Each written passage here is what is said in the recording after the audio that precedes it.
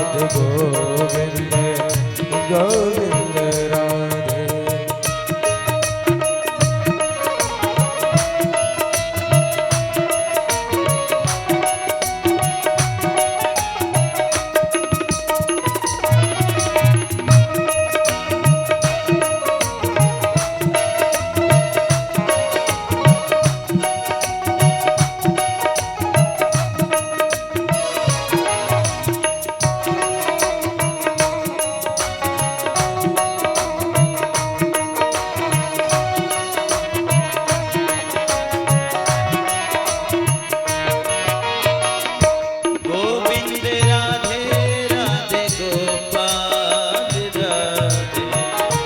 गोविंद राधे राधे गोपाल राधे।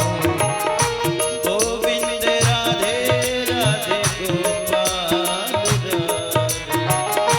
गोविंद राधे राधे गोपाल राधे। राधे राधे गोविंद गोविंद राधे। राधे राधे गोविंद गोविंद राधे। श्री राधे राधे गोविंद गोविंद राधे। राधे राधे गोविंद गोविंद राधे। हरि बोल।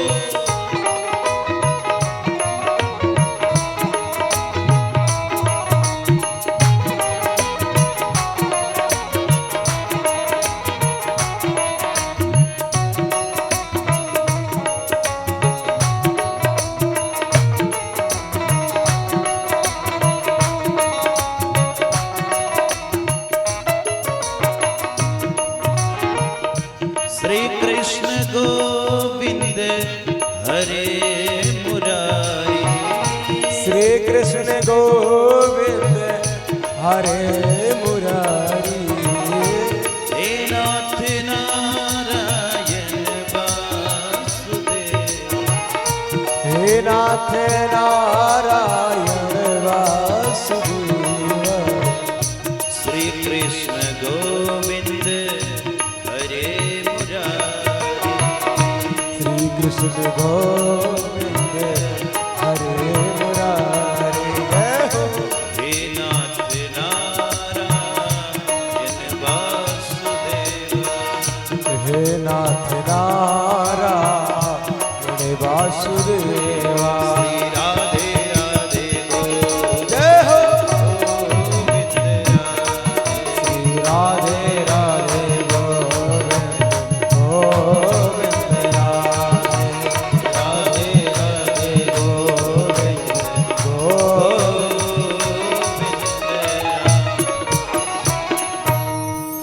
भक्तवत्सल भगवान की। जय हो। कल की कथा में हम सभी लोगों ने कथा श्रवण किया। ठाकुर जी ने 10 वर्ष की अवस्था में गोवर्धन लीला की। 11 वर्ष की अवस्था में भगवान ने बंसी बजाई शरद पूर्णिमा की रात्रि में, और बंसी बजा करके भगवान ने गोपियों के संग रास किया। भगवान 11 वर्ष और 56 दिन के हो गए हैं। आज नारद जी ने दौड़ लगाई, महाराज कंस को बताया, अरे भाई कंस तुम यहीं बैठे और तुम्हारा दुश्मन 11 साढ़े 11 वर्ष का होगा, मारोगे नहीं? कंस ने कहा गुरुदेव उपाय क्या करूं? श्री नारद जी ने कहा एक ही उपाय है, तुम्हारे पास एक धनुष तो है, शिव जी ने दिया है। कहा इसे कोई तोड़ेगा नहीं और जो तोड़ेगा तुम्हें छोड़ेगा नहीं। उसी धनुष यज्ञ का आयोजन करो, कृष्ण बलदाऊ को बुलाओ और बुला करके बड़े बड़े हाथियों बड़े बड़े पहलवानों से कुचल डलवा। महाराज कंस ने विचार किया तो जाएगा कौन और कौन करेगा ऐसा उपाय? तो अक्रूर जी को बुलाया। अक्रूर जी यदुवंशियों के साम्राज्य स्थापित करने वाले अक्रूर जी आए। कंस ने कहा काका आपको जाना है कृष्ण बलदाऊ को लेने। अक्रूर जी तो पहले मना किए, फिर जब भगवान श्री कृष्ण के बारे में सुना तो मन बड़ा हर्षोल्लास में भर गया। वाह, आज ठाकुर जी के दर्शन हो, भगवान का आज प्रतिबिंब का दर्शन हो। क्योंकि 11 वर्ष से हमने केवल ये इतना ही सुना है, ठाकुर जी आए हैं वृंदावन, लेकिन दर्शन नहीं हुए। चलो इसी बहाने दर्शन हो। अक्रूर जी ने रात्रिकालीन विश्राम तो किया, लेकिन नींद नहीं आई। सुबह का सूर्योदय हुआ और सूर्योदय होते ही अक्रूर जी स्नान ध्यान करके रथ में आरूढ़ हुए। रथेन गोकुलम प्राप्तः सूर्याश्चास्तरिं नृपा। रथ में आरूढ़ हुए, आरूढ़ होकर के निकल पड़े। संध्या कालीन का समय हुआ। संध्या के समय में अक्रूर जी ने भगवान श्री कृष्ण को गौ चराते हुए लौटते देखा। आगे आगे गैया हैं, पीछे पीछे बलदाऊ भैया हैं और महाराज बीच में गैया हैं। ये सब चल रहे हैं।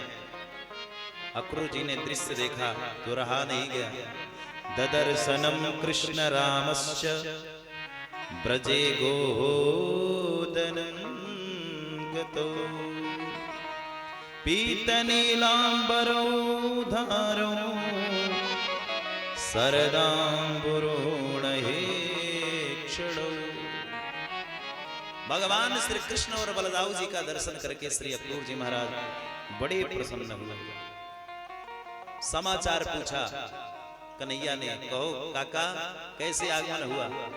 अक्रूर जी ने कहा, कन्हैया तुम नहीं जानते, इस समय मथुरा में एक भयंकर बीमारी फैली है और उस बीमारी का नाम है कंस रूपी कैंसर की बीमारी। ये कंस रूपी जो कैंसर है ना, ये पूरे मथुरा मंडल को त्रस्त कर चुका है। क्या करूं? कन्हैया ने कहा, चिंता ना करो काका, इसी बीमारी को तो ठीक करने के लिए हम अवतार लिए हैं, आए हैं। लेकिन काका एक बात है, ये बात अपने तक ही सीमित रखना। मेरी मैया यशोदा को पता ना चला। यशोदा मैया को यद्यपि पता चला तो यशोदा मैया मुझे जाने नहीं दी। अक्रूर जी महाराज आए और आकर के अभी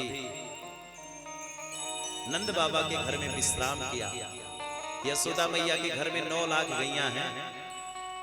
महाराज हाथ में दूध का गिलास, छाछ का गिलास लेकर के अक्रूर जी को पीने के लिए दिया। अक्रूर जी महाराज ने जलपान आदि किए। नंद बाबा ने प्रश्न कर दिया, कहो अक्रूर जी क्यों आगमन हुआ? अक्रूर जी ने कहा, बाबा आप तो सब जानते हो, महाराज कंस ने आयोजन किया है धनुष यज्ञ, उसी यज्ञ में हमको जाना है और कृष्ण बलदाऊ को भी आमंत्रित किया है। यशोदा मैया ने सबको भोजन करा के अभी अन्न का एक निवाला मुख में रखा ही था, धड़ाम से छूट पड़ा ये अन्न का थाली, गिर पड़ी, मूर्छित हो गई। कन्हैया दौड़ करके गई, मैया क्या हुआ? मैया तो मूर्छित हैं, जल का छींटा मार। मैया ने धरा करके कृष्ण को पकड़ा, हे कृष्ण कि मैं क्या सुन रही हूं कि तुम जाओगे मथुरा? अरे हमने सुना है ये कंस महादुराचारी बड़ा पापी है, तुम्हें छोड़ेगा नहीं। भगवान ने कहा, मैया तुम क्या बात करती हो? मैं अगर कंस के डर से यहीं पड़ा रहा तो मैं कैसे बड़ा होऊंगा, कैसे संसार चलाऊंगा, इसलिए मुझे जाने दे मां। मैया ने रोना प्रारंभ किया। नंद बाबा ने समझाया। कन्हैया ने धीरे से अक्रूर काका से कहा, काका अभी तो केवल यशोदा मैया को पता चला है, कहीं ब्रज की गोपियों को पता चल गया, ब्रज के लताओं पताओं को भी पता चल गया, ब्रज की गैयों को पता चल गया तो ये ब्रजवासी हमें जाने नहीं देंगे। इसलिए रात्रि पर्यंत ही रथ सजाओ और सुबह के सूर्योदय होते ही हम लेकर के चल। अक्रूर जी ने रथ सजाया। 3 बजे का बेला हुआ और उसी बेला में भगवान निकल पड़े। जैसे ही महलों से आगे निकले तो देखा एक तरफ से गैया हैं, एक तरफ से महाराज गोपियां हैं, राधे जो भी खड़ी हैं, सब रो रहे हैं, मानो जैसे किसी शरीर से प्राण निकल रहा हो और उतनी वेदना उस शरीर को होता है। वैसे ही वेदना आज गोपियों को हो रहा है, वैसे ही वेदना आज गैयों को हो रहा है। सभी रुदन कर रहे हैं, रो रहे हैं। भगवान का रथ आगे निकला, गोपियों ने घेर लिया, नहीं हम आपको जाने नहीं देंगे। हे कृष्ण जाना है तो गोपियों के प्राण लेकर के जाओ। कुछ गोपियां तो रथ के नीचे लेट गई, पहिया के नीचे, कि जाना है तो गोपियों के ऊपर से रथ लेकर के जाओ। गैया रो रही है, भगवान जिन गैयों को चराया करते थे उसमें गैया थी श्यामा गैया, फूट फूट करके गैया रो रही है। भगवान ने हृदय से लगाया, आगे बढ़े, अक्रूर जी से कहा रथ बढ़ाओ। आगे भगवान का रथ चल रहा है, पीछे पीछे गोपियां दौड़ रही हैं। महाराज भगवान के विरह में ये गोपियां व्याकुल होकर के दौड़ रही हैं। रथ और दूर आगे निकला, कुछ गोपी तो महाराज पीछे पीछे चलती रही। एक गोपी एक पेड़ पर चढ़ गई और चढ़ करके उस वृक्ष से भगवान के रथ का दर्शन कर रही है।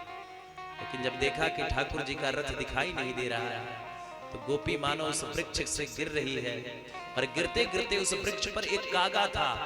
काग, उस कागा से गोपी ने कहा, हे कागा, यद्यपि मैं इस पेड़ से गिरूं, मेरा प्राणांत हो जाए, मैं मर जाऊं, तो मेरे पूरे शरीर को तुम नोच नोच के खा लेना, लेकिन मेरे दोनों नयनों को ऐसे ही रहने देना, मेरे दोनों नेत्रों को ऐसे ही रहने देना, ताकि भगवान वचन दे करके जा रहे हैं, आज जाऊंगा, कल रखूंगा मथुरा, परसों आ जाऊंगा, उन्हीं नेत्रों से मैं ठाकुर का दर्शन कर सकता।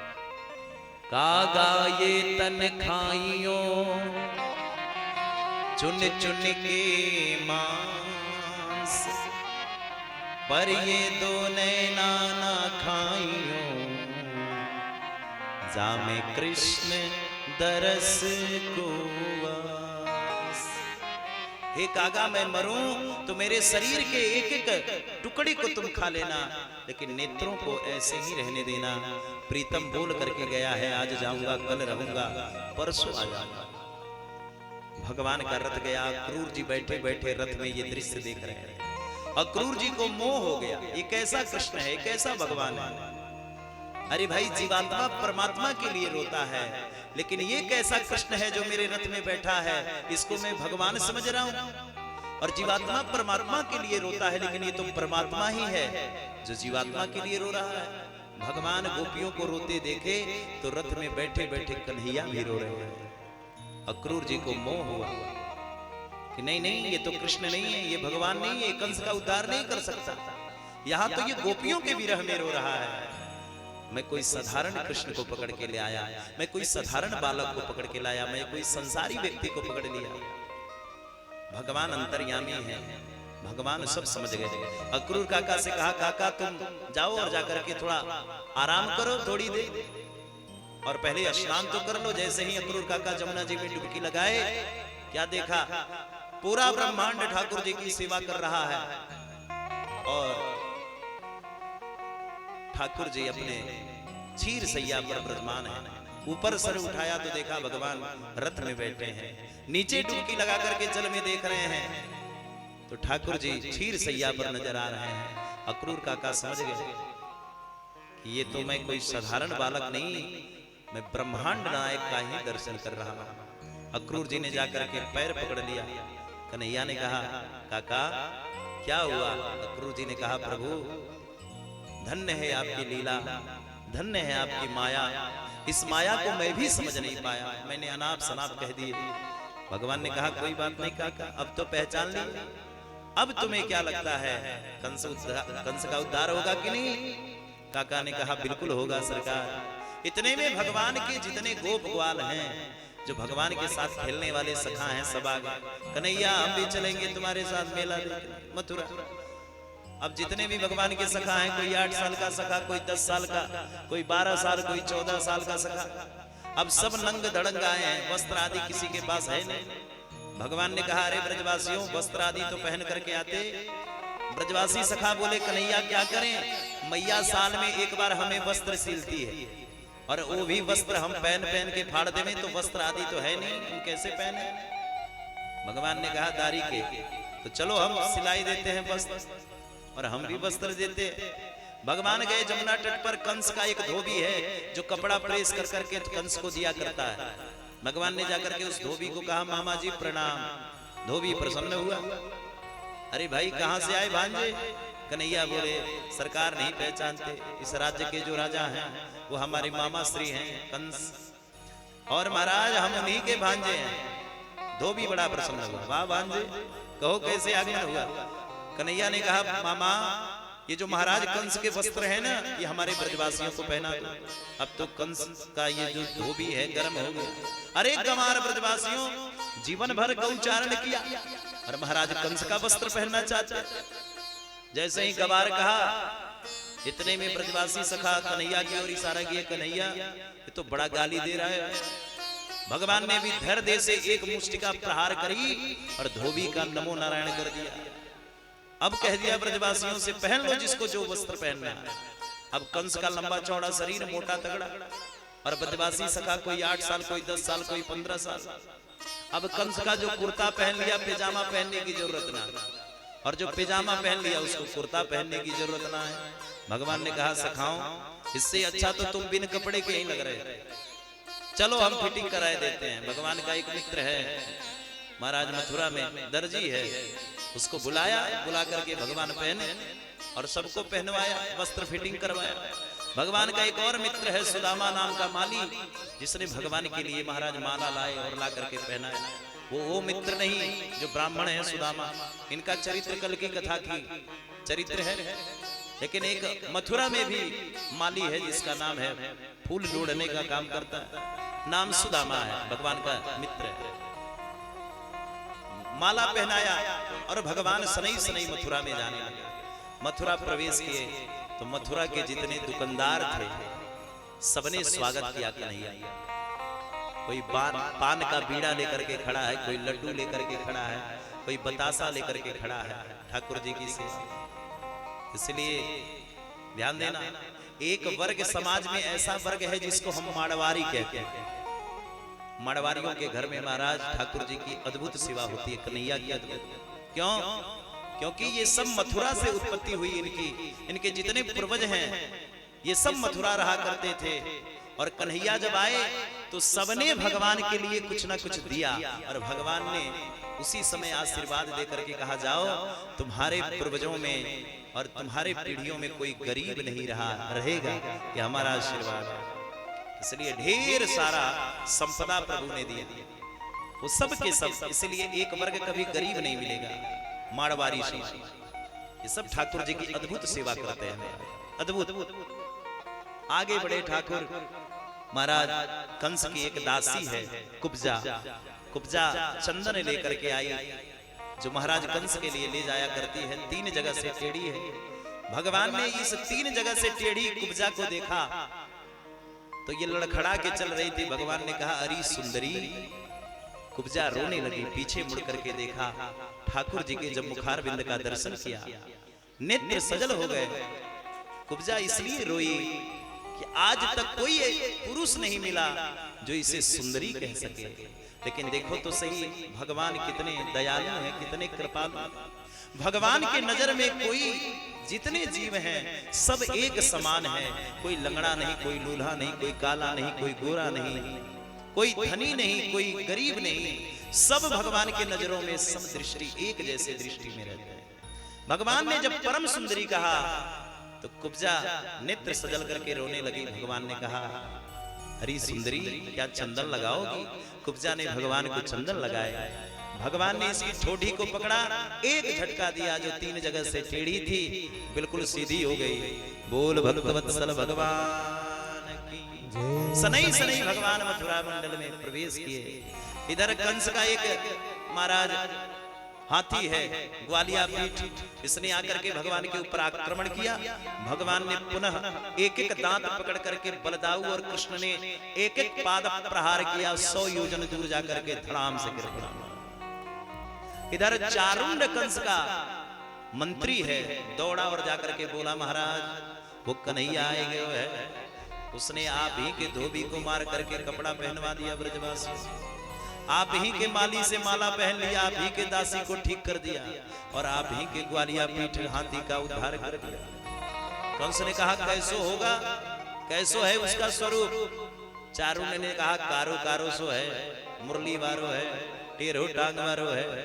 अब कंस भोजन करने बैठा था, दाल में ही जीरा दिख गई, कारी कारी जीरा, थाली उठा करके फेंका, कहीं यहीं तो कन्हैया ना है, यहीं तो कृष्ण ना है। आगे बड़ा, फरछाई दिख पड़ी, खंजर लेकर के दौड़ पड़ा फरछाई काटने के लिए, कहीं यहीं तो कन्हैया ना है, ये भी कारो कारो है। ऐसा भगवान का चिंतन करने लगा।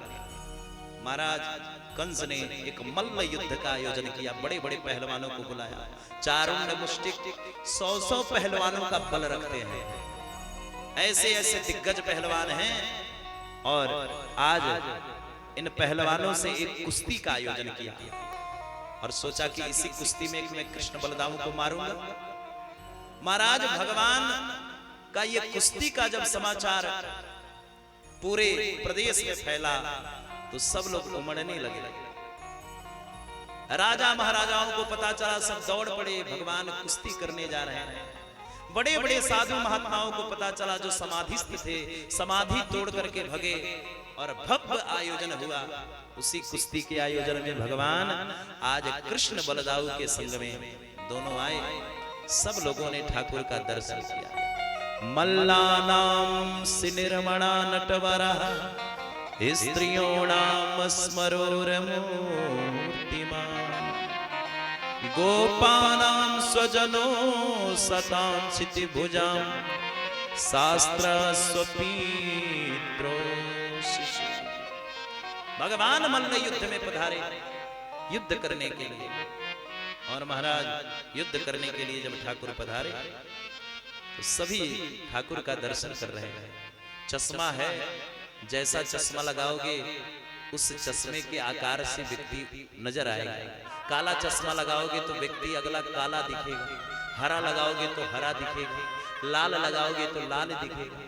उसी प्रकार से भगवान का जब आगमन हुआ तो जितने भी दास दासी, राजा महाराजा, साधु संत, युवा युवती बैठी हैं, सबको ठाकुर जी अपने अपने दृष्टि से नजर आ रहा है। जो युवतियां बैठी हैं उनको काम के रूप में भगवान नजर आ रहा है। जो यहाँ पर साधु महात्मा बैठे हैं उनको भगवान की दृष्टि में नजर आ रहा है।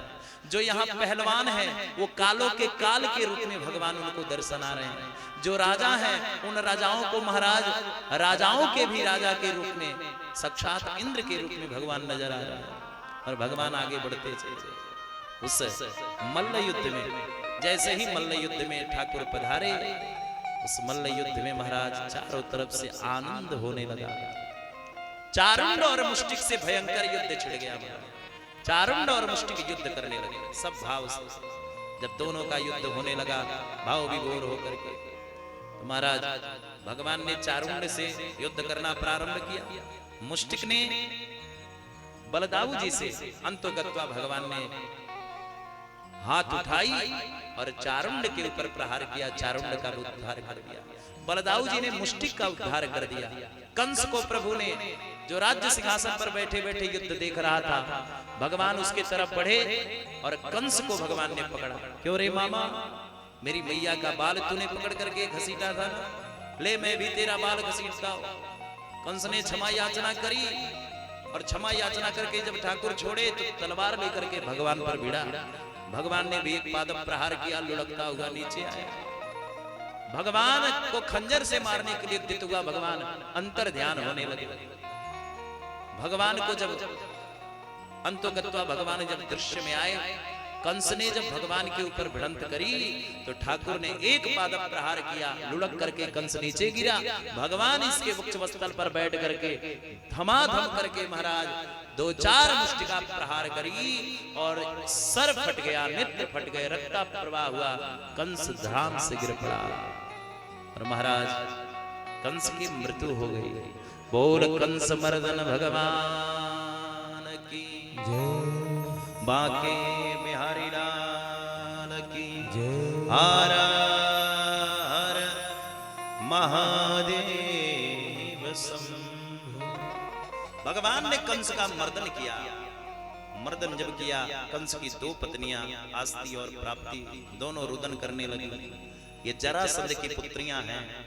भगवान ने समझाया, मामियों क्यों चिल्ला रही हो? अरे भाई, जो संसार में आया है उसको जाना पड़े, और ये तो महापापी था, इसके लिए तुम रो रही हो। इसलिए भगवान ने अंतोगत्वा समझाया। और भगवान आज निकल पड़े, क्योंकि भगवान के माता और पिता इसी मथुरा के जेल खाने में कैद हैं, देवकी और वसुदेव। ध्यान देना माई बाप, जिस माता पिता के बेटा और बेटी के जाने के बाद उस माता पिता ने उसके वियोग सहे हों, 11 वर्ष की प्रतीक्षा किया। 11 वर्ष के बाद महाराज भगवान का आज दर्शन हो रहा। कृष्ण के वियोग में देवकी और वसुदेव का नेत्र सजल हो चुका। भगवान गए माता पिता के जेल खाने में, मोर मुकुट लहराता हुआ। आज देवकी वसुदेव ने देखा तो समझ गए हमारा ही पुत्र है। भगवान ने अपने माता पिता के चरण छुए। माता पिता ने पुत्र को हृदय से लगाया और लगा करके भगवान ने इनको कारागार से मुक्त किया। जिस नाना को कंस ने पकड़ करके उग्रसेन महाराज को और जेल खाने में कैद किया था, उस नाना को भी प्रभु ने मुक्त कराया और आकर के राज्य सिंहासन पर भगवान ने बिठाया। राज्य सिंहासन दिया, नाना उग्रसेन राजा बन गए और भगवान राज्य में रहने लगे। भगवान का सनई थोड़ा सा समय बीता। कृष्ण और बलदाऊ का नाना उग्रसेन ने उपनयन संस्कार किया। देखो, उपनयन संस्कार का बड़ा महत्व है। ब्राह्मण, क्षत्रिय, वैश्य, ये तीनों के लिए उपनयन संस्कार है। इसलिए महाराज उपनयन करने के बाद ही ये द्विज कहलाते हैं। पहले मनुष्य एक बन करके आता है, उपनयन संस्कार करने के बाद वो द्विज हो जाता है। और जैसे जैसे जिसका कर्म है, अपने कर्मानुसार ये अपने कर्म को करके अपनी श्रेष्ठता को हासिल करता है। ब्राह्मण है तो ब्रह्म विद्या पा करके, क्षत्रिय है तो अपने भुजा के बल से अपने बाहुबल की विद्या को पा करके, वैश्य है तो अपने कर्म की विद्या को पा करके, और शूद्र है तो अपनी सेवा की विद्या को पा करके महाराज सभी इस संसार में महान बनते हैं। इसलिए भगवान ने सबके कर्म बाधे और अंतोगत ठाकुर का उपनयन संस्कार हुआ। भगवान आज उज्जैन पढ़ने के लिए गए। देखो, सारे जगत को पढ़ाने वाले, सारे जगत को ज्ञान देने वाले आज ठाकुर गुरुकुल में पढ़ने के लिए जा रहे हैं। आज भगवान पढ़ने के लिए जा रहे हैं। गुरु गृह गयऊं पढ़न रघुराई, अल्पकाल विद्या सवाई। गुरुदेव के विद्यालय में जाने के बाद, गुरुकुल में जाने के बाद भगवान बहुत ही कम समय में सारी विद्याओं को अर्जित कर लिया। ऐसे ही भगवान श्री कृष्ण बलदाऊ जी के साथ आज गुरुकुल में पढ़ने के लिए, गुरुकुल में पढ़ करके गुरु माता और गुरुदेव को भगवान ने प्रसन्न किया। वहीं पर एक मित्र मिले जिसका नाम है सुदामा, जो जाति से ब्राह्मण है। भगवान ने इस सुदामा नाम के मित्र से मित्रता का, एक क्षत्रिय और एक ब्राह्मण की अद्भुत मित्रता। महाराज मित्रत्व व्यवहार हुआ। एक बार गुरु जी ने कन्हैया को बुलाया और कहा, हे कृष्ण, हे बलदाऊ, तुम्हारी शिक्षा दीक्षा पूरी हुई, बड़े ही अल्प समय में तुमने शिक्षा दीक्षा ग्रहण कर लिया, इसलिए कहो अब तुम जाने की तैयारी तो करो। भगवान ने कहा, गुरुदेव मैं आपको क्या गुरुदक्षिणा दूं? हे गुरुदेव, शिक्षा कभी भी खाली हाथ नहीं लिया जाता, इसलिए गुरुदक्षिणा के रूप में कुछ न कुछ मैं दूंगा। मांगो गुरुदेव, आप जो मांगोगे वही गुरुदक्षिणा के रूप में आपको प्राप्त करवाऊंगा। गुरु जी ने कहा, कृष्ण हमने सुना है तुम परमात्मा हो, इसलिए मुझे कुछ नहीं चाहिए। तुम्हारी ये गुरु माता है जो गुरुकुल में रहती हैं, अपने गुरु माता से जाकर के कुछ आज्ञा करो। भगवान गए, जाकर के गुरु माता को प्रणाम किया। माँ, मैं आपको क्या दे सकता हूँ? हमारी शिक्षा दीक्षा आपके सानिध्य में रह करके हमने पूरा किया है, क्या चाहिए मैया? गुरु माता ने कहा, कृष्ण हमने सुना है तुम भगवान हो, परमात्मा हो, इसलिए मेरा एक पुत्र था जिसको समुद्र ने निगल लिया, खा लिया, और जब से तुम आए हो मुझे अपने पुत्र की स्मरण नहीं होता, क्योंकि तुम भी मेरे पुत्र के स्वरूप ही बनकर के रहा करते थे।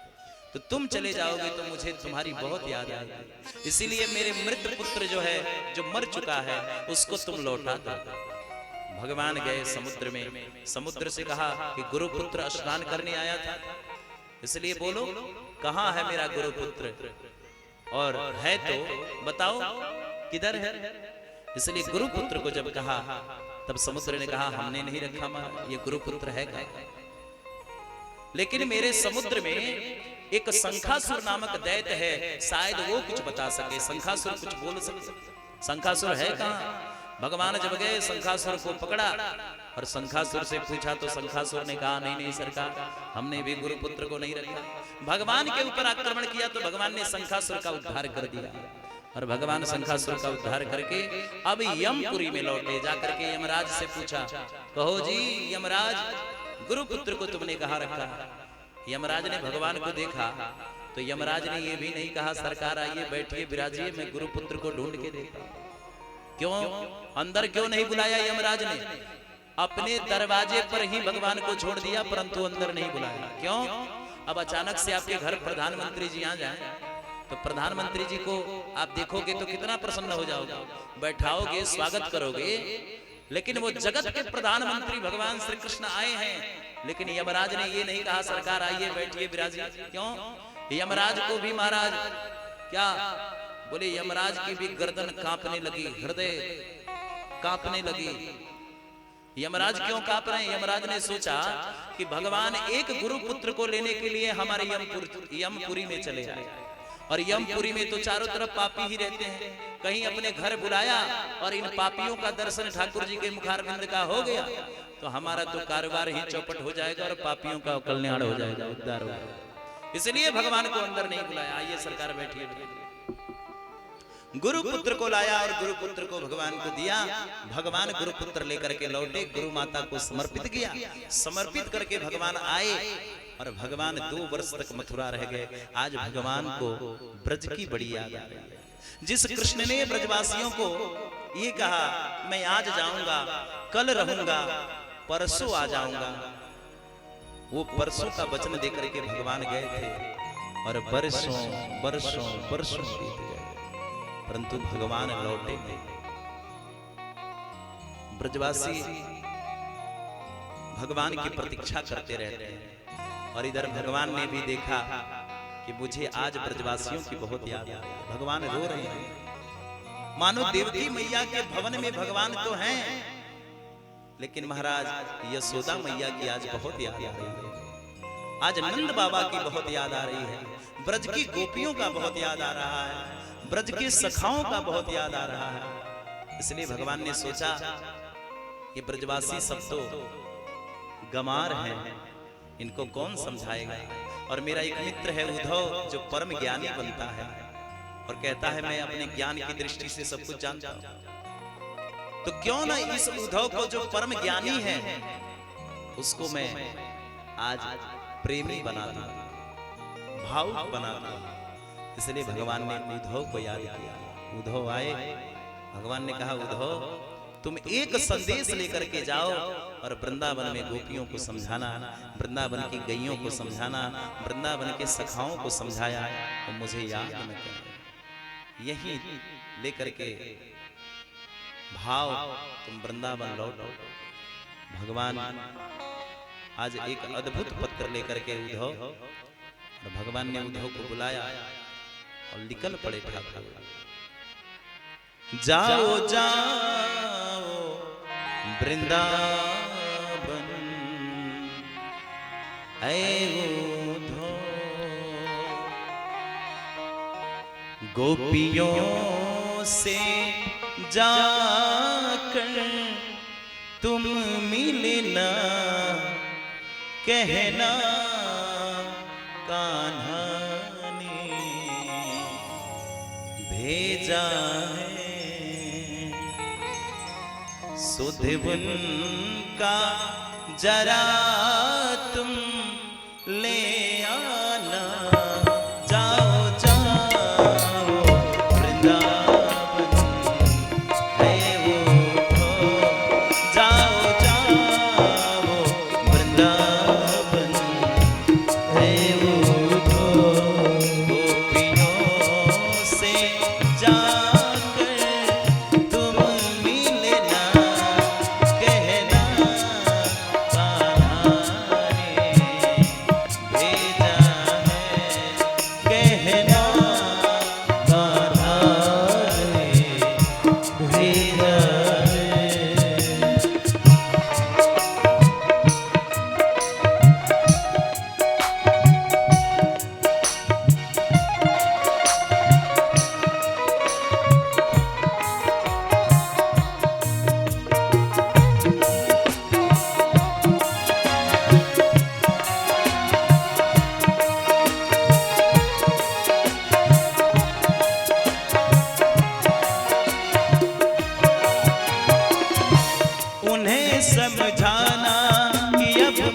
मुझको ना याद करे, एक झलिया के लिए वक्त न बर्बाद करे।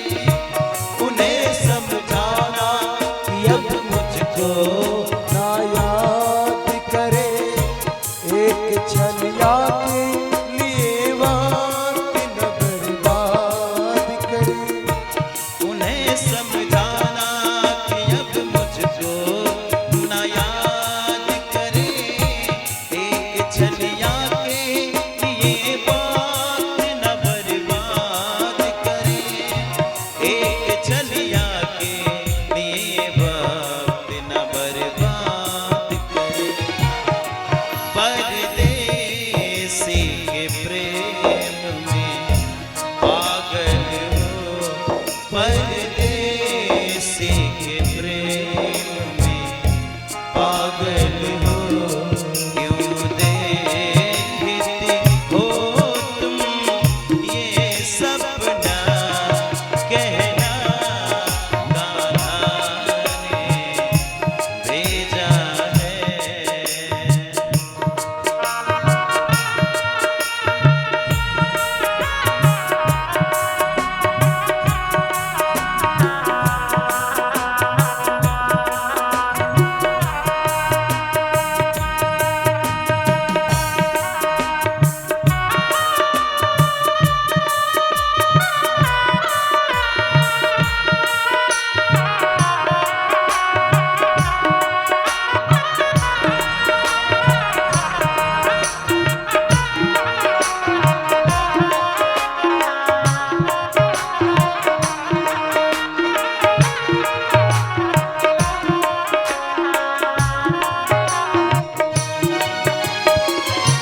कान्हा क्या जाने कि प्यार क्या होता है, रोती हो तुम लोग वो चैन से सोता है।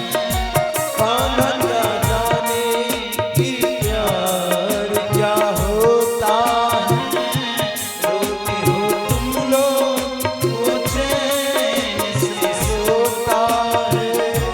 रोती हो तुम लोग वो चैन से सोता है।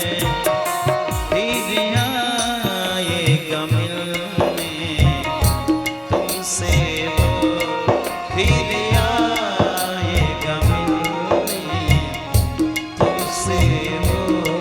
इस धोखे में तुम मत रहना, कहना कान्हा ने भेजा है, कहना कान्हा ने भेजा है। उद्धव भगवान की पत्र को लेकर के निकल पड़े। ध्यान देना माई बाप, भगवान ने जिस दिन से ब्रज छोड़े हैं उस दिन से ब्रजवासियों ने अपने घर में चूल्हे नहीं जलाए, किसी के घर भोजन नहीं हुआ। भागवत में लिखा है महाराज, ब्रजवासियों ने तो अपने घर में कभी भोजन ही न किया। सब एक ओट की ओर बैठे बैठे और भगवान का चिंतन करते हैं कि प्रीतम वचन दे करके गया है, आज जाऊंगा, कल रहूंगा, परसों आ जाऊंगा। इतने में महाराज एक रथ दिखाई पड़ा, मोर मुख लहराता हुआ। सारे ब्रजवासी दौड़ पड़े, कन्हैया आएंगे और आएंगे। सब दौड़े, लेकिन समीप पहुंचे तो ये कृष्ण नहीं, कृष्ण का कोई सखा है जिसका नाम उद्धव है। ब्रजवासियों ने रथ को घेर लिया। अरे उद्धव, एक क्रूर आया था जो क्रूर बन करके चला गया और कृष्ण को ले गए।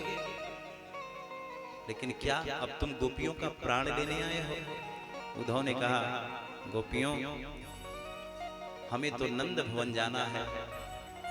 गोपियों ने कहा, ये जो झील दिखाई दे रहा है ना उद्धव, ये झील का पानी खारा है और इसलिए खारा है कि जिस दिन से कृष्ण गया है उसी दिन से नंद बाबा, नंदरानी इतने रोते हैं कि उनका अश्रु प्रवाह से ही ये झील खारे बन गए।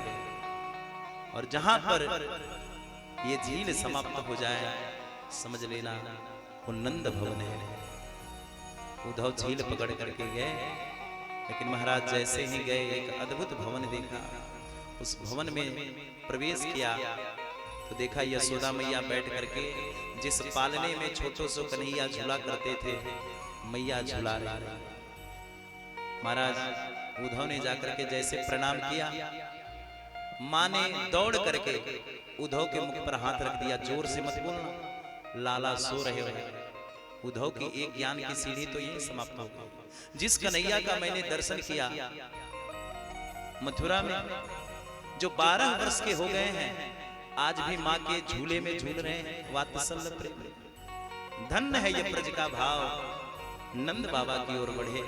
नंद बाबा तो मानो एक खेमे को पकड़ के रो रहे हैं। हे उद्धव, क्या वो कृष्ण कभी मुझे याद नहीं करता? क्या बाबा की स्मरण उसे नहीं आता?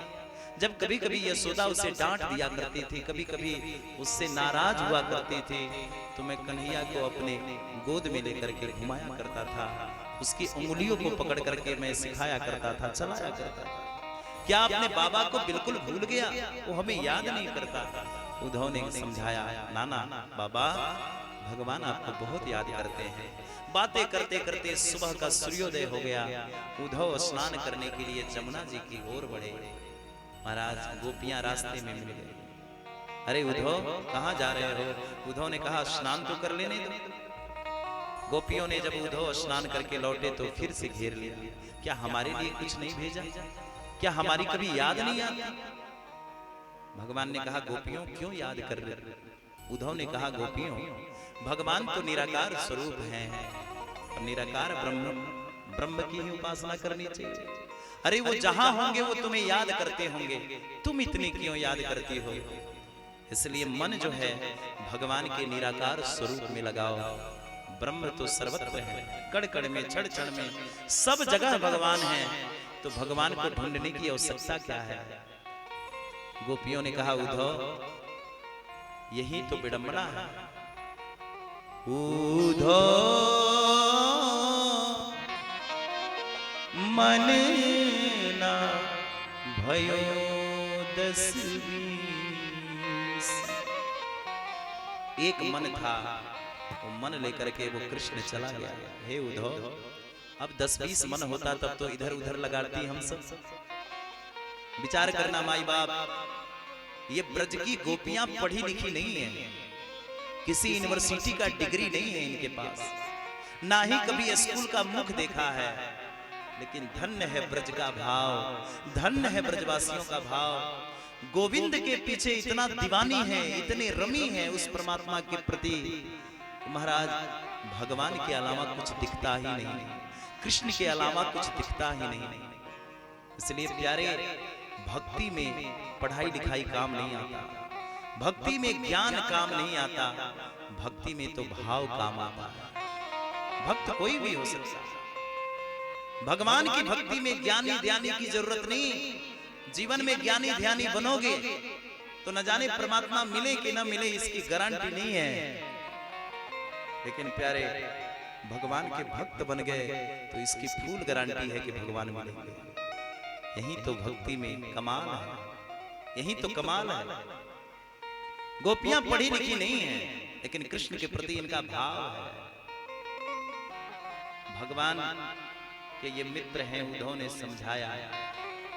गोपियों ने कहा, उद्धव, अब तो हमने प्रीत कर लिया है, प्रेम कर लिया है, अब हमें क्या पता कि हम कहां जाएंगे और हमारा क्या होगा।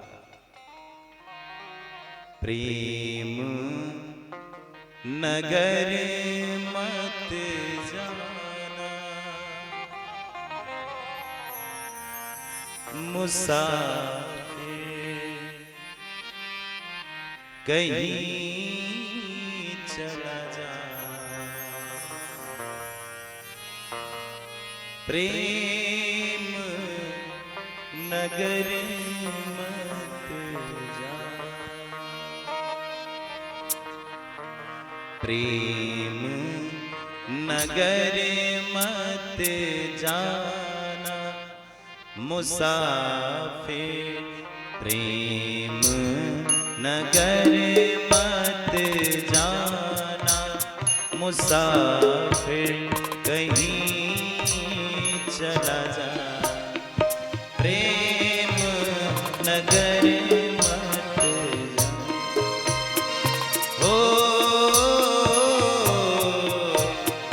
प्रेम नगर मत जाना मुसाफिर, प्रेम नगर मत जाना मुसाफिर कहीं चला जा, प्रेम नगर मत जा।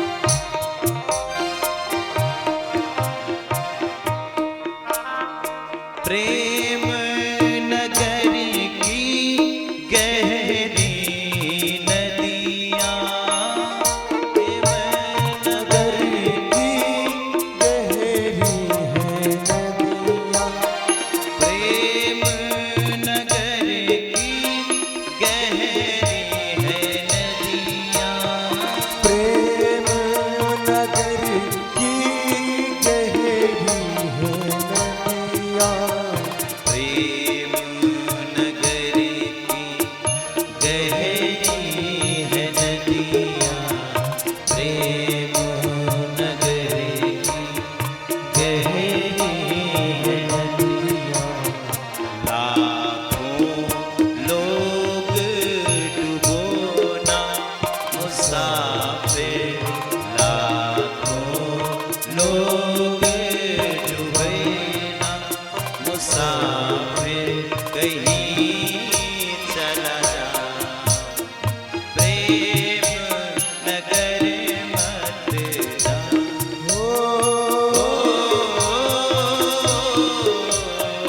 प्रेम नगर मत जाना मुसाफिर कहीं चला जा, प्रेम नगर मत जा।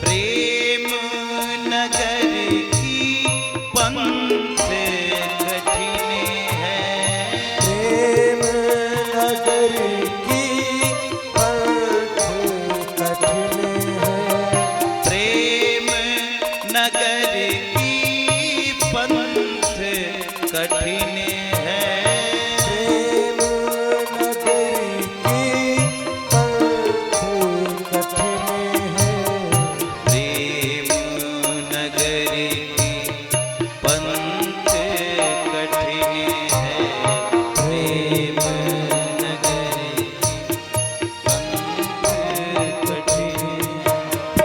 ऊंचा शिखर है ठिकाना मुसाफिर, ऊंचा शिखर है ठिकाना मुसाफिर कहीं चला जा, प्रेम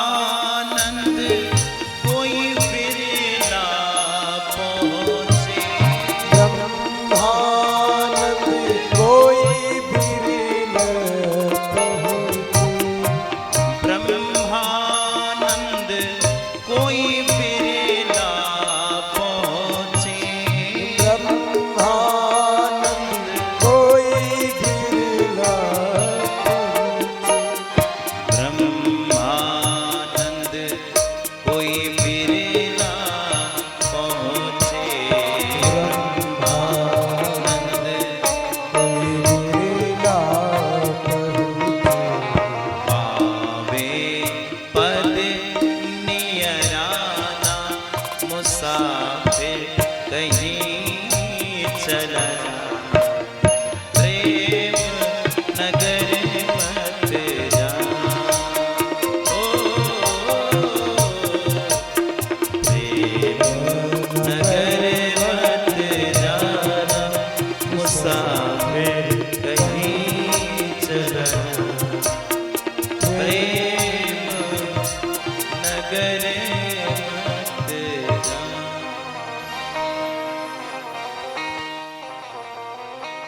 ब्रजवासियों ने उद्धव को समझाया, श्याम की खबर कोई लाता नहीं है, बेखबर हमसे रहा जाता नहीं। श्याम की जुदाई उद्धव हमसे सही जाती नहीं, मर रहे उनके बिना क्या उनको तरस आती नहीं। श्याम तन श्याम मन श्याम ही हमारो धन, आठों याम उधो हमें श्याम ही से काम। श्याम गति श्याम मति श्याम ही है प्राणपति, हमें अंधों की लकड़ी आधार नाम श्याम। उधो सुधो है चले सुन गोपिन की बोल, और ज्ञान बजावे डुम डुमी प्रेम बजावे ढोल। जो ज्ञानी बन करके उद्धव आए थे, आज प्रेम में ऐसा रंगे कि महाराज प्रीतम का आज अद्भुत आनंद लेकर के, प्रेम का अद्भुत आनंद लेकर के आज उद्धव निकल पड़े। राधे जी के चरणों में प्रणाम किया। राधे जी ने कहा, हे कृष्ण, हे उद्धव, जिस दिन से कृष्ण गए थे उसी दिन से तो हम मथुरा की ओर दृष्टि लगाए बैठे, नेत्र सब सूख गए हैं। चरणों में प्रणाम किया। उद्धव गए और जाकर के कृष्ण के चरण पकड़ लिए उद्धव ने। पाए पड़ो तो है श्याम, बिरज में लौट चलो। हे श्याम सुंदर, ब्रजवासियों की दशा हमसे देखी नहीं जाती, इसलिए एक बार ब्रज का दर्शन। भगवान हंसने लगे, उद्धव तुम तो ब्रजवासियों को समझाने गए थे और समझा नहीं सके। मुस्कुराते हुए उद्धव ने कहा, गोविंद हम तो यही जानते थे कि ज्ञान से आपको प्राप्त किया जा सकता है, लेकिन हे गोविंद जितनी सरलता जितनी सहजता प्रेम में है वो ज्ञान में नहीं। प्रेम प्यारे संसार से नहीं होता। आजकल तो प्रेम और प्यार में लोग न जाने क्या क्या करते रहते। महाराज आजकल छोरा छोरियों का भी एक प्रेम होता है, लोग कहते हैं यही प्रेम है। ये प्रेम नहीं प्यारे, ये प्यार है। और प्यार में तो धोखा मिलता है। प्यार में न जाने कब कौन किसको धोखा दे दे। इसलिए प्यारे संसारियों से केवल प्यार हो सकता है, प्रेम नहीं। प्रेम तो केवल एक से हो सकता है, वो है मात्र माधव गोविंद। क्योंकि प्रेम सदा समर्पण सिखाता है। प्रेम स्वार्थ का चीज नहीं है। पति पत्नी से प्रेम इसलिए करता है कि वहां स्वार्थ छिपा है। पत्नी पति से प्रेम इसलिए करती है कि वहां स्वार्थ छिपा है। बाप बेटे से प्रेम इसलिए करता है कि वहां स्वार्थ छिपा है। बेटा बाप से इसलिए प्रेम करता है कि वहां स्वार्थ छिपा है। लेकिन जहां स्वार्थ हो वो प्रेम नहीं, वो तो प्यार है। जहां स्वार्थ नहीं वही सच्चा प्रेम है, और स्वार्थ नहीं है जहां वही ईश्वर है, वही प्रभु है। इसलिए प्रेम केवल गोविंद से हो सकता है और किसी से नहीं। अगर संसारियों से प्रेम करोगे तो पछताना पड़ेगा, धोखा मिलेगा। न जाने तुम्हें ठग करके लुभा करके न जाने कितने लूट के चले जाएंगे। इसलिए गोविंद से कर लो प्यारे, एक बार वो मिल गए तो फिर सोचना नहीं पड़ेगा, कहना नहीं पड़ेगा, क्योंकि वो परम तत्व पाने के बाद फिर कोई पा नहीं सकता, फिर कोई ढूंढ नहीं सकता, फिर कोई खोज नहीं सकता। ये है सच्चा प्रेम, ये है सच्ची भक्ति। उद्धव गए गोविंद के चरण पकड़ करके रोने लगे। भगवान ने उद्धव को दिव्य ज्ञान दिया और भगवान इस प्रकार से 14 वर्ष तक रहे। कहां? बोले मथुरा। जरासंध ने जो कंस का ससुर है 17 बार आक्रमण किया, भगवान ने इनको परास्त किया। 18वीं बार 14 अक्षौणी सेनाओं को लेकर के आया, जिसमें ब्राह्मणों को भी नियुक्त कर दिया। 1008 ब्राह्मणों से कहा अनुष्ठान करो, इस बार गोविंद को हराना है, भगवान को हराना है। ब्राह्मणों ने अनुष्ठान किया और सब हाथ जोड़ करके ठाकुर जी से कहे सरकार इस बार आप अगर हारोगे नहीं तो ये जरासंध सड़ धड़ से अलग कर देगा, इसलिए आपको हारना पड़ेगा। भगवान का तो यही स्वभाव है। भगवान विप्रदेनु सुर संत हित लीन मनुज अवतार। विप्रों के लिए, धेनु गायों के लिए और संतों के हित के लिए परमात्मा बार बार इस संसार में आते हैं। जब भी आते हैं विप्रदेनु सुर संत हित लीन मनुज अवतार, भगवान इन्हीं सबके कल्याण करने के लिए आते हैं। इसलिए आज जरासंध ने 18वीं बार जब आक्रमण किया तो भगवान वहां से पुनः रण छोड़ करके और निकल पड़े। इसलिए भगवान का एक नाम पड़ा रणछोर। बोल रणछोर भगवान की। रण छोड़ करके और भगवान बलदाऊ जी के संग आज कहां पहुंचे? द्वारिका। द्वारिका में भगवान ने विश्वकर्मा को आदेश दिया और विश्वकर्मा ने एक सुंदर महल का निर्माण किया जो समुद्र के मध्य में है, जिसका नाम द्वारिका है। द्वारिका मतलब बोले ये द्वारिका ऐसी अद्भुत नगर है, महाराज दुश्मनों का जब आक्रमण होता है तब तो महाराज ये डूब जाता है, और दुश्मन जब चले जाते हैं तो द्वारिका तैरने लगता है। ये विश्वकर्मा के आदेश पर भगवान ने जब आदेश दिया तो विश्वकर्मा भगवान ने द्वारिका का निर्माण किया। इसलिए घर में जब ज्यादा वास्तु दोष हो जावे, ज्यादा वास्तु घर में सतावे, तो क्या करना चाहिए? बोले एक भोजपत्र पे लाल पेन से केवल द्वारिका लिखना चाहिए। द्वारिका और नीचे द्वारिकाधीश, ये 2 नाम लिखो और लिख करके अपने घर में पूजा स्थल में दबा दो। घर के जितने वास्तु दोष हैं सब सनई सनई समाप्त। लेकिन ध्यान रहे ये भोजपत्र दबाने कहाँ है? ईशान कोण में। घर के संपूर्ण वास्तु दोष महाराज सनई सनई नष्ट हो जाते हैं। यह है द्वारिका की विस्तार।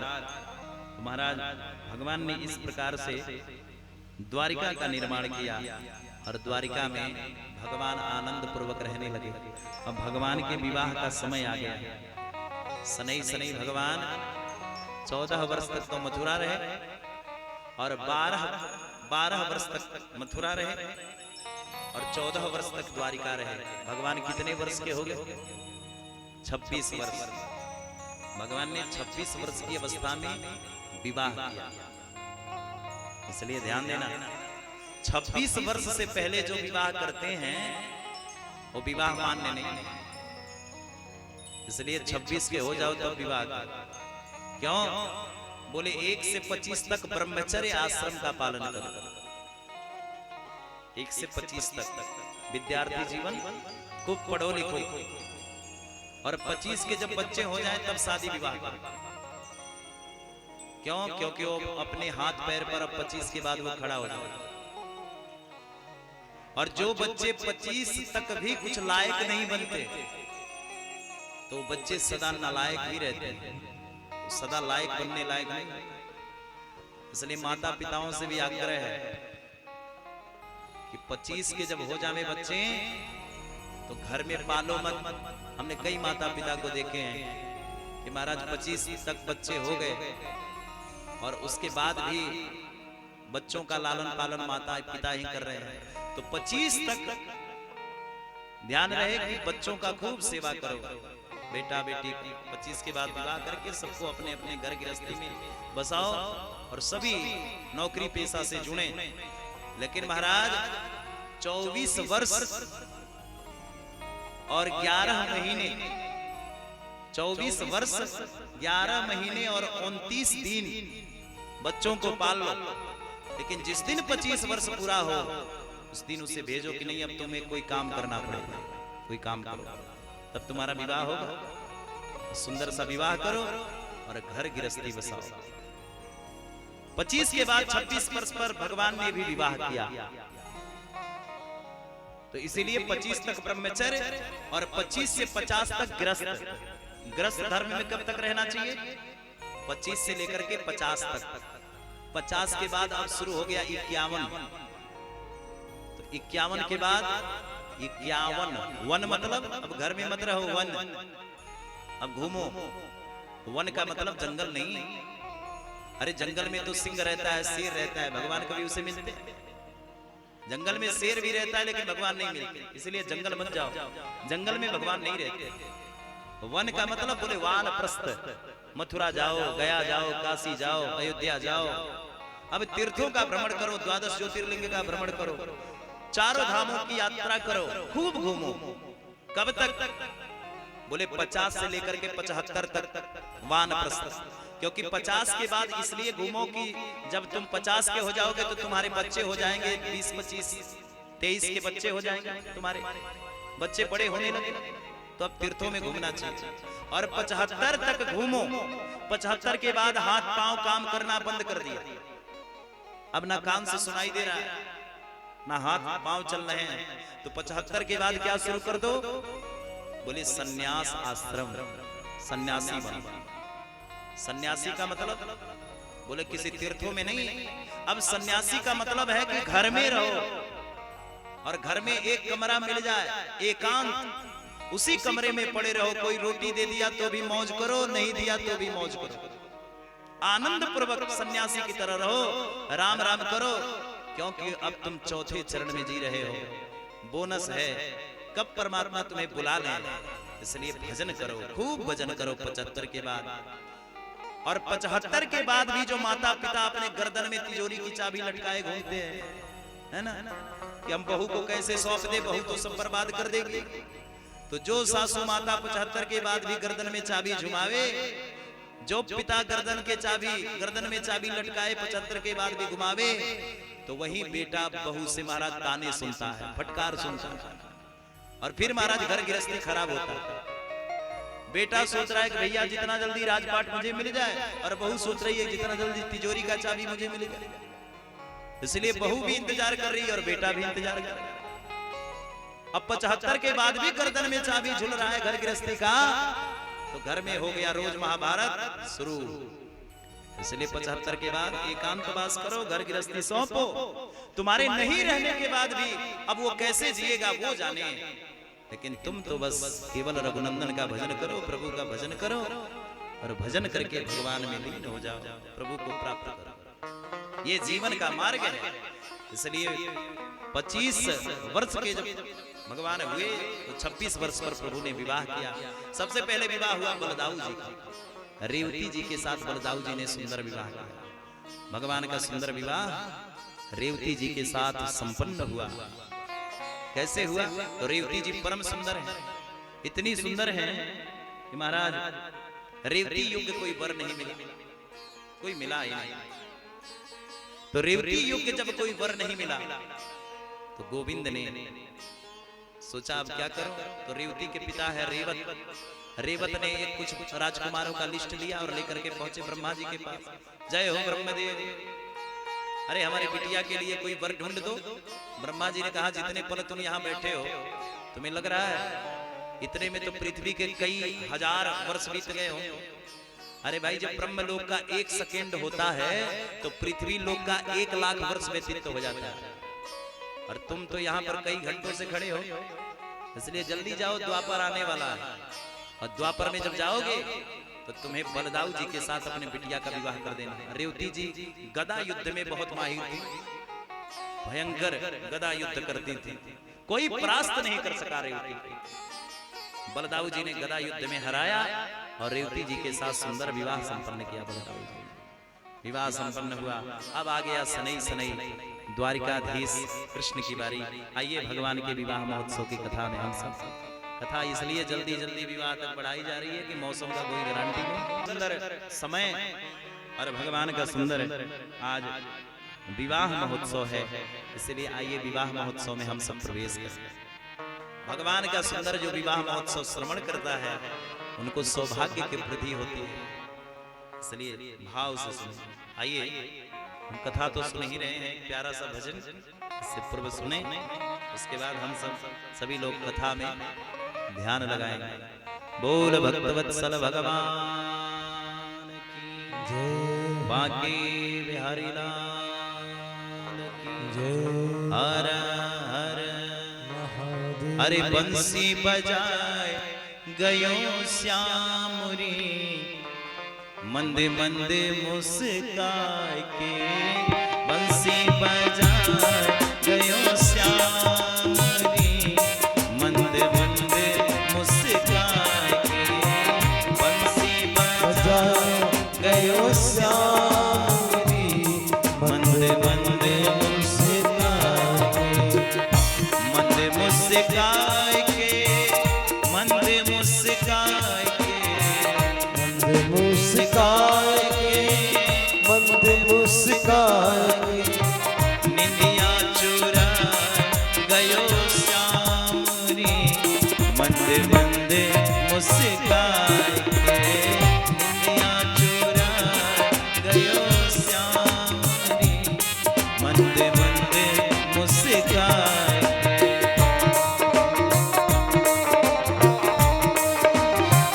हरि बोल।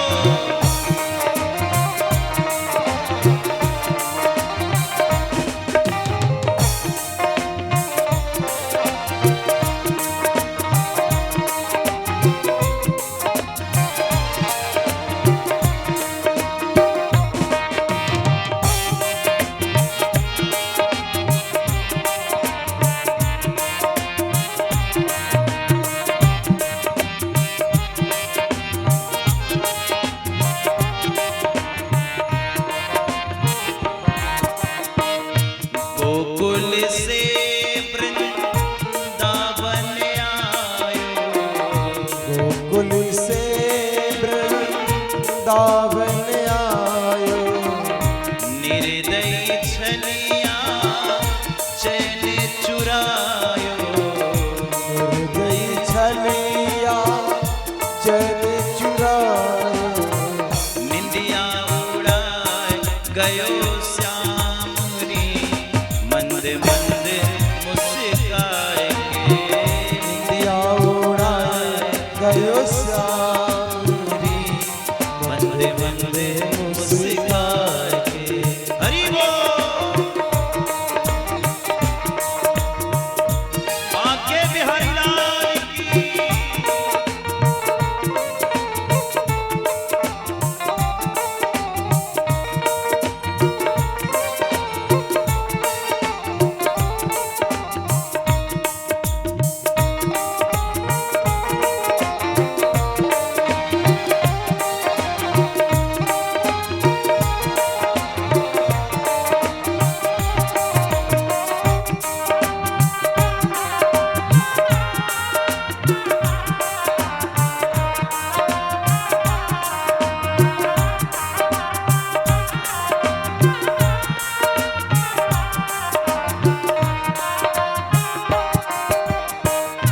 जादू कर गई उनकी अखियां, जादू कर गई उनकी अखियां। रसदारों के पकड़े पहिया। रसदारों के पकड़े बहिया। मटकी गिरा गयो श्यामुरी, मंदे मंदे मुस्काए। बंसी बजाए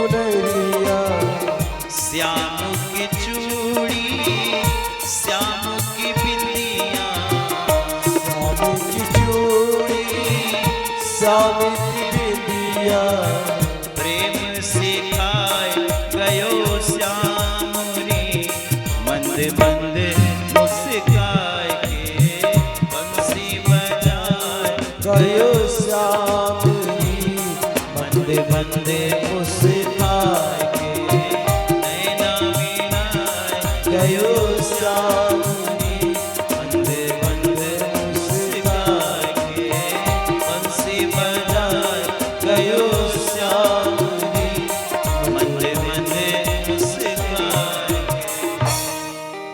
भक्त वत्सल भगवान की जय। आइए भगवान के विवाह महोत्सव में हम प्रवेश करें। बस थोड़ी ही देर में ठाकुर जी की बारात हम लोगों के बीच में आएगी। बारात का सुंदर हम सब दर्शन करेंगे। इसलिए ठाकुर जी भी अभी तैयार हो रहे हैं, दुल्हा सरकार सज रहे हैं। बस 10 मिनट की प्रतीक्षा करें। 10 मिनट में भगवान हम लोग के बीच में आएंगे। दुल्हा सरकार, दुल्हन और दुल्हा दोनों का आगमन होगा। आइए भाव से विवाह महोत्सव में हम प्रवेश करें। राजा सित भीष्म को नाम विदर्भा विदर्पते तस्य पंचा भवन पुत्रा कनैया च वरानना। एक भीष्मक नाम के राजा हैं। भीष्मक कुंदनपुर में रहते हैं महाराज। 5 पुत्र हैं भीष्मक के, रुक्मी, रुक्मबाहु, रुक्मकेतु आदि। लेकिन कोई पुत्री नहीं है तो स्नान करने सरोवर में गए और महाराज कमल के पुष्प पर एक बालिका को लेकर के लौटे। बालिका का लालन पालन किया, बड़ी हुई तो नाम रख दिया रुक्मिणी, रुक्मिणी। ये रुक्मिणी जी लक्ष्मी के ही अवतार हैं। नाम रुक्मिणी रखा। रुक्मिणी जी बचपन से ही बड़ी सुंदर है। इतनी सुंदर हैं कि महाराज मानो ब्रह्मांड की कोई अप्सरा। लक्ष्मी जी तो साधारण है नहीं। तो रुक्मिणी जी ने मन ही मन द्वारिकाधीश को चाहा है, मन ही मन द्वारिकाधीश को पसंद किया। लेकिन रुक्मिणी जी का जो भाई है रुक्मी, रुक्मी नहीं चाहता है रुक्मिणी बहन का विवाह मैं द्वारिकाधीश के साथ करूं। क्यों? क्योंकि रुक्मी का मित्र है शिशुपाल और शिशुपाल के साथ अपनी बहन का विवाह करना चाहता है। भगवान को गाली देता है कि ये तो चितचोर है, छलिया है, माखन चोर है, इसके साथ बहन का विवाह नहीं करूं। लेकिन भीष्मक चाहते हैं कि अपनी बिटिया का विवाह कर दूं मैं द्वारिकाधीश के साथ। पिताजी जब तैयार हुए तो मना किया, पिताजी नया जमाना है, मॉडर्न व्यवस्था है, इसलिए हम अपनी बहन का विवाह करेंगे, आप आनंद पूर्वक शांति से बने रहो। जाकर के शिशुपाल के साथ सगाई कराया और आकर के पिताजी से कहा परसों बारात आने वाली है।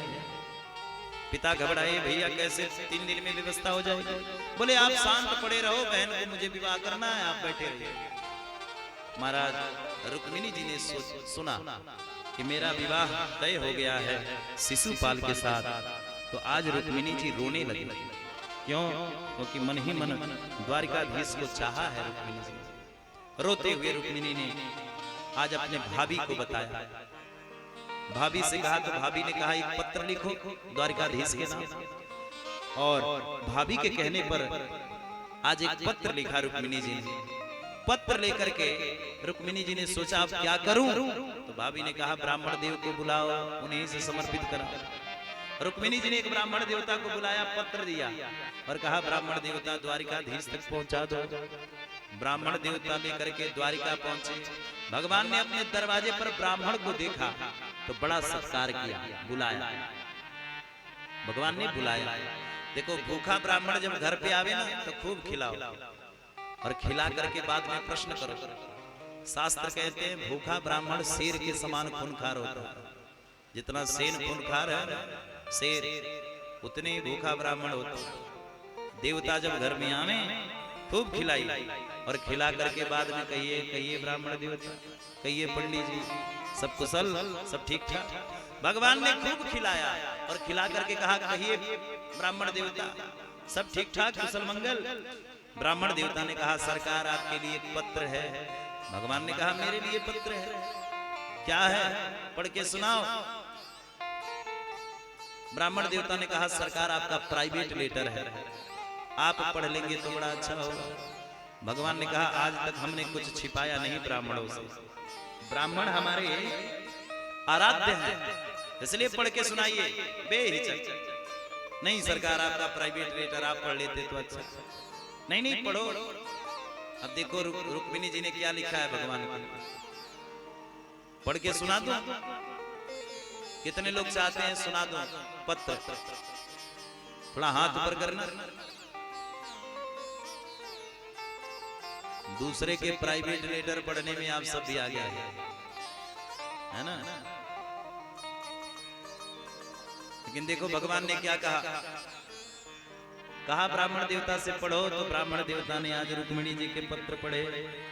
श्रोत्वाम गुणान भुवन सुंदरांते निरविषयो कर्ण विहारो गता। श्रुत्वा गुणान भुवन सुंदरांते, हे भुवन सुंदर, हे श्याम सुंदर, मैं आपकी रुक्मिणी मन ही मन आपको चाहा है। मेरा विवाह जब होगा तो आप ही के साथ होगा, और आपके साथ नहीं हुआ तो 7 जन्म लेने को तैयार हो, लेकिन विवाह आप ही के साथ होगा। और हे श्याम सुंदर, मेरा भाई रुक्मी नहीं चाहता है कि आपके साथ विवाह हो, इसलिए श्याम सुंदर मैं नहीं चाहती मेरे विवाह में कोई लड़ाई झगड़ा हो। देवी पूजने आऊंगी वहीं पर आना और मेरा वरण कर लेना, मुझे अपना लेना। हे श्याम सुंदर, सिंह का भाग सिंह ही ले जाता है, सिंह का भाग कोई सियार नहीं ले जाता, इसलिए आप तो सिंह हो, मेरा वरण करो। भगवान जब सुने तो भगवान भी जोर जोर से हंसने लगे। ब्राह्मण देवता बोले सरकार आप घबराए नहीं। भगवान बोले जो हाल रुक्मिणी का है वही हाल मेरा भी है। मैं भी जब भोजन करता हूँ तो उन्हीं के बारे में सोचता हूँ, पानी पीता हूँ तो उन्हीं के बारे में सोचता हूँ, शयन करता हूँ तो उन्हीं के बारे में सोचता हूँ, मन ही मन में उन्हीं के बारे में सोचता हूँ। देखो यही तो भगवान की कुशलता। भक्त जिस भाव में भगवान को याद करते हैं भजते हैं, भगवान उसी भाव में उसे भी भजते हैं। भगवान को जब तक भगवान समझोगे भगवान नहीं मिलने वाला। कुछ लोग भगवान को भगवान समझ लेते हैं और भगवान समझ करके अगरबत्ती दिखाते हैं, पूजा करते हैं, पाठ करते हैं। नाना, भगवान को भगवान समझने वाले भगवान तुम्हें नहीं मिलेंगे। भगवान को प्राप्त करना चाहते हो, मिलना चाहते हो तो भगवान से संबंध जोड़ो, रिश्ता जोड़ो, नाता जोड़ो। भगवान को या तो सखा बना लो, नहीं तो मित्र बना लो, नहीं तो पिताजी बना लो, नहीं तो भाई बना लो, नहीं तो पति बना लो। किसी न किसी रूप में भगवान को रिश्तेदार बनाओ, अपना बनाओ। भगवान से संबंध जोड़ो, और जो व्यक्ति भगवान से संबंध जोड़ के रखता है भगवान उसी को प्राप्त होते हैं। और आज तक जो भगवान को केवल भगवान समझता है भगवान उससे नहीं मिलते, इसलिए भगवान से संबंध जोड़ो। रुक्मिणी जी ने भगवान को पति के रूप में चाहा, तो आज भगवान भी रुक्मिणी जी का भजन कर रहे हैं पत्नी के रूप में। उधर रुक्मिणी जी भजन भगवान की कर रही हैं पति के रूप में, और भगवान भी रुक्मिणी का भजन कर रहे हैं पत्नी के रूप में। इसलिए महाराज भगवान ब्राह्मण देवता को लेकर के निकल पड़े। बलदाऊ जी ने कहा ए द्वारिकाधीश, तब तो द्वारिकाधीश का तो रथ निकल गया। आगे बढ़े इधर द्वारिकाधीश पधारे। शिशुपाल भी बैंड बाजे के साथ बारात लेकर के पहुंचा। भगवान द्वारिकाधीश भी आए। कुछ सैनिकों ने जाकर के शिशुपाल को कहा कि द्वारिकाधीश दिखा था। शिशुपाल ने कहा जल्दी से चौकंद कर दो, चारों तरफ से पहरा, क्योंकि वो चितचोर आया है, छलिया आया है, कुछ ना कुछ छल जरूर करेगा, गड़बड़ करेगा, इसलिए जल्दी से पहरादार बढ़ा दो। महाराज पहरा बढ़ गया। इधर से रुक्मिणी जी ने सखियों के संग सज धज करके आई और आई देवी पूजने के लिए। महाराज बड़ी सुंदर है रुक्मिणी जी। आज आकर के अपने देवी कुल देवी का पूजन किया है। कुल देवी के गले में जो माला है रुक्मिणी जी के हाथों में आ गया। मन जाहि राज मिलहि सोबर, सहज सुंदर सावरो, करुणा निधान सुजानशील स्नेह जानत रावरो मन जाहि राच मिलहि सोबर सहज सुंदर सावरो करुणा निधान सुजानशील स्नेह जानत रावरो। जाओ देवी जो चाहोगी वही मिलेगा। रुक्मिणी जी इधर से मंदिर से बाहर आई और आज रुक्मिणी जी जैसे ही मंदिर से बाहर आई, आज किसने देखा? सैनिकों ने। इतनी सुंदर है कि महाराज रुक्मिणी जी जिस सैनिक के ऊपर दृष्टि डाल देते हैं वो भी अपने आप को तन करके खड़ा हो जाता है कि वाह भैया हम कितना सुंदर है कि हमको देख रही है। और रुक्मिणी जी सनई सनी आगे बढ़ती गई। द्वारिकाधीश का रथ है। द्वारिकाधीश द्वारिकाधीश ने हाथ फैलाया। रुक्मिणी जी ने जाकर के गले में वरमाला डाला। द्वारिकाधीश भगवान ने भी गले में वरमाला डाला। रथ में आरूढ़ होकर के जैसे ही द्वारिकाधीश भगे तब तक सैनिकों ने कहा अरे भैया दुल्हन किधर गई? तब तक हल्ला हुआ दुल्हन तो द्वारिकाधीश लेके जा रहा है। अरे भाई पकड़ो पकड़ो, उसका बलदाऊ नहीं आया, हल मूसल वाला। अब पकड़ लो, बंदी बना लो। तब तक तो बलदाऊ जी ने हल मूसल पकड़ दिए। द्वारिकाधीश देखो, द्वारिकाधीश भगवान श्री कृष्ण से जितना लोग नहीं डरते थे ना, उतना बलदाऊ जी के हल मूसल से डरते थे। इतने खतरनाक था बलदाऊ जी का हल मूसल। द्वारिकाधीश को तो सब गाली दिया करते थे, ये तो चित चोर है, माखन चोर है, इससे क्या होगा। लेकिन बलदाऊ जी के हल मूसल का प्रभाव थर थर कांपते थे दुश्मन। कहा बलदाऊ नहीं आया हल मूसल वाला। तब तक तो बलदाऊ जी ने हल मूसल धर दे दिया, पटक दिया। ए द्वारिकाधीश चिंता ना करो, तुम चलो दुल्हन को लेकर के, मैं इनसे निपटता हूँ। युद्ध छिड़ गई महाराज और भागने लगे द्वारिकाधीश भगवान। आगे आगे भगवान का रथ जा रहा है और पीछे पीछे रुक्मिणी जी का भाई रुक्मी पीछा कर रहा है। जैसे ही रथ के समीप गया तो रुक्मी का आंख चकाचौंध रह गया। क्यों? रुक्मी सोच रहा था बहन का हरण करके द्वारिकाधीश भाग रहा है, लेकिन यहाँ तो उल्टा दृश्य है। उल्टा दृश्य क्या है? देखा कि बहन रथ चला रही है और द्वारिकाधीश युद्ध कर रहे हैं। यहाँ द्वारिकाधीश बहन को लेके नहीं जा रहे हैं, बल्कि बहन ही द्वारिकाधीश का हरण करके भाग रही है। ये दृश्य देखा। और इधर पुनः भगवान रुक्मी को मारने के लिए उद्यत हुए। रुक्मिणी जी ने मना किया, सरकार ये हमारा भाई लगता है, भाई। भगवान ने कहा तो आपका भाई लगता है तो हमारा भी तो कुछ है, इसलिए चिंता न करें, इसे मारूंगा नहीं। और भगवान ने मुंडन संस्कार करके छोड़ दिया द्वारिकाधीश। भगवान ने मुंडन संस्कार करके छोड़ दिया रुक्मी को। और भगवान आज निकल पड़े और गए द्वारिका की सखियां रुक्मिणी जी को दुल्हन के रूप में सजा रही हैं। और आइए भगवान हम लोग के बीच में दुल्हा और दुल्हन बन करके आ रहे हैं। भाव से भगवान का स्वागत करेंगे। आओ मेरी सखियां मुझे मेहंदी लगा दो, अरे मेहंदी लगा के मुझे ऐसी सजा दो, मुझे श्याम सुंदर की दुल्हन बना दो, मुझे श्याम सुंदर की दुल्हन बना, मुझे श्याम सुंदर की दुल्हन बना, मुझे श्याम सुंदर की दुल्हन बना।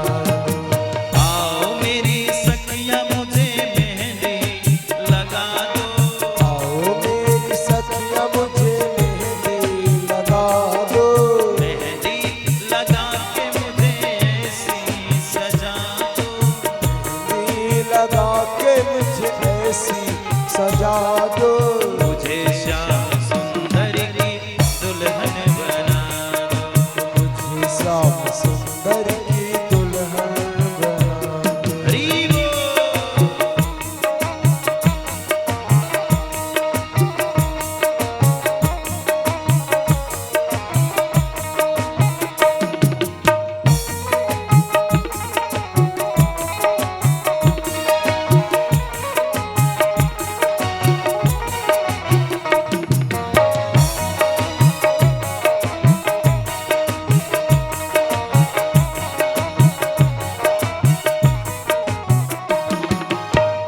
ऐसी पहरो चूड़ी जो कब हो ना टूटे, ऐसी पहन जोड़े जो कब हो ना टूटे, ऐसी बरो दुल्हा जो कब हो ना रूठे, ऐसी बड़ी दुल्हा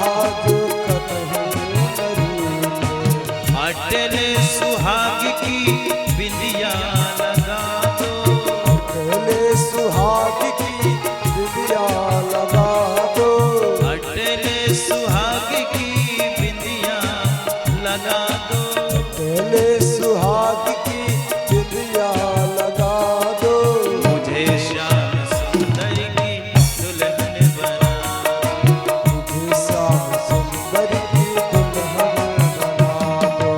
आओ मेरी सखिया मुझे मेहंदी लगा दो, आओ मेरी सखिया मुझे मेहंदी लगा दो, मेहंदी लगा के मुझे ऐसी सजा दो, मेहंदी लगा के मुझे ऐसी सजा दो, मुझे श्याम सुंदर की दुल्हन बना, मुझे श्याम सुंदर की दुल्हन बना दो, मुझे श्याम सुंदर की दुल्हन बना दो, मुझे श्याम सुंदर की दुल्हन बना दो, मुझे श्याम सुंदर की दुल्हन बना दो, मुझे श्याम सुंदर की दुल्हन बना दो, दुल्हन बना दो, दुल्हन बना दो। और दुल्हा सरकार की जय भक्त वत्सल भगवान की जय हर हर महादेव। देखो बारात आ गई है, दुल्हन का भी आगमन हो। हरी माटी रंगाओ,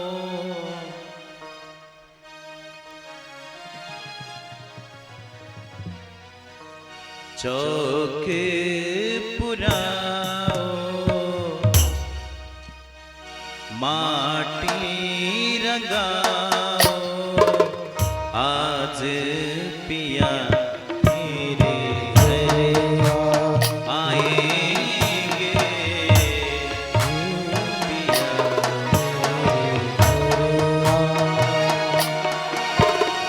चौके पुराओ, पुराओ माटी रंगाओ, माटी रंगाओ, आज मेरे पिया घरे आएंगे,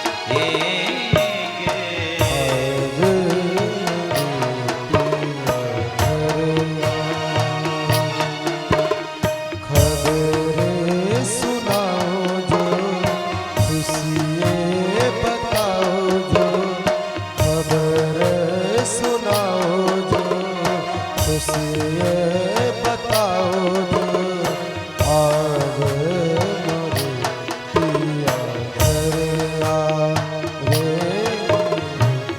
आज मोरे पिया घर आ। तेरी सखी मंगल गाओरी, तेरी सखी मंगल गाओरी, धरती अंबर सजाओरी, धरती अंबर सजाओरी,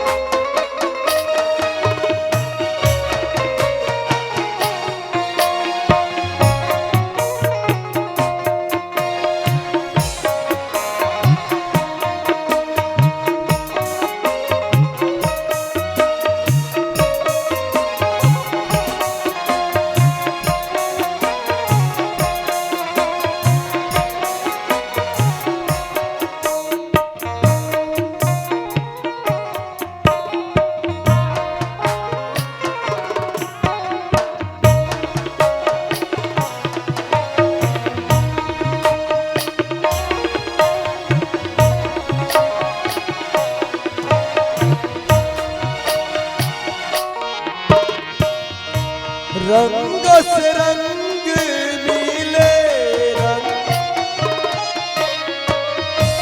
नैन ढंग खिले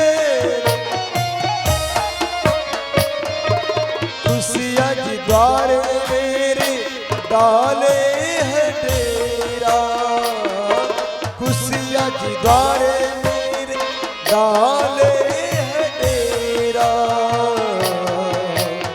लक्ष्मी जीवारो नजरे उतारो आगे मुरतिया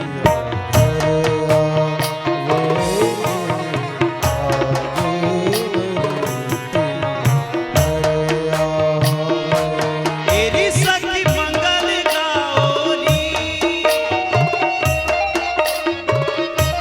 धरती अमर सजाओरी धरती अमर सजाओरी तेरी कोई काजल लाओरी मेरी कोई काजल लाओरी मोहे काला टीका लगाओरी मोहे काला टीका लगाओरी छवि से दिखूं मैं तो प्यारी उनकी छवि से दिखूं मैं तो प्यारी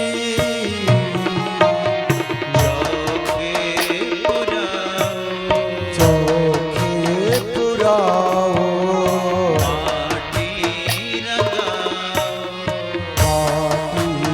लगाओ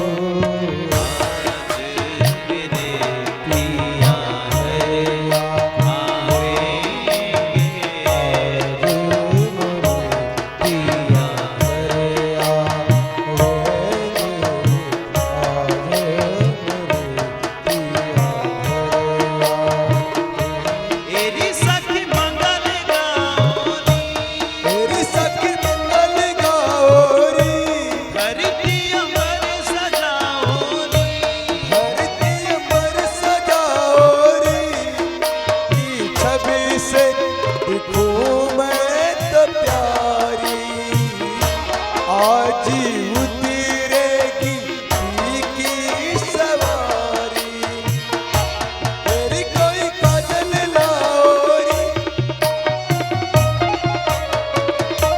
मोहे काला टीका लगाओरी उनकी छवि से दिखूं मैं तो प्यारी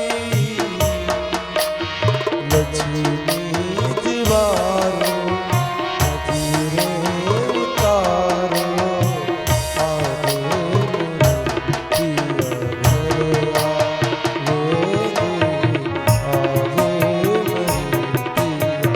मुरतिया